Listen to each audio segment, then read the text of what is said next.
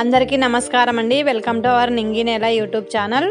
ఇది శంకుపూల మొక్క అండి. మా ఇంట్లో ఉన్నటువంటి శంకుపూల మొక్క చూసారా ఎలా గుత్తులు గుత్తులుగా పువ్వులు కాసిందో. ఇలా పువ్వులు కాయాలంటే మన వంట రూమ్లో ఉన్నటువంటి కిచెన్ వేస్ట్ని ఎలా యూజ్ చేసుకోవాలనో చూసేద్దాం రండి. మన ఇంట్లో సాధారణంగా అన్ని రకాల కూరగాయల వేస్ట్ ఉంటుందండి. అలాగే ఉల్లిపొట్టు కూడా ఉంటుంది కదండి. ఈ ఉల్లిపొట్టుని ఒక బాక్స్లో వేసేసి వాటర్ వేసి మూసి పెట్టేసి 3 days తర్వాత తీయాలండి. దాన్ని 3 days వరకు అలా ఉంచేయడమే.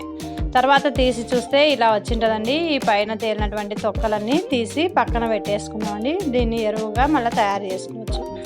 ఇప్పుడు ఈ వాటర్ని ఒక జగ్గులోకి తీసుకుందామండి. ఇప్పుడు నాకు ఈ జగ్గుకు 3/4 వచ్చిందండి వాటరు. ఇప్పుడు మంచినీళ్ళు 1.5 జగ్గు పోసుకోవాలండి. అలా ఇంత పలసగా చేసుకోవాలండి. మనం మొక్కలకి ఇచ్చే ముందు ఇంత పతలాగా చేసుకొని మొక్కలకి ఇచ్చుకుంటే బాగుంటుందండి. ఇప్పుడు ఈ వాటర్ని ఒక్కొక్క మొక్కకి కొన్ని చొప్పున ఇచ్చేయడమేనండి. ఇంతేనండి, చాలా బాగా మంచి ఫర్టిలైజర్ అండి ఇది. Thank you for watching.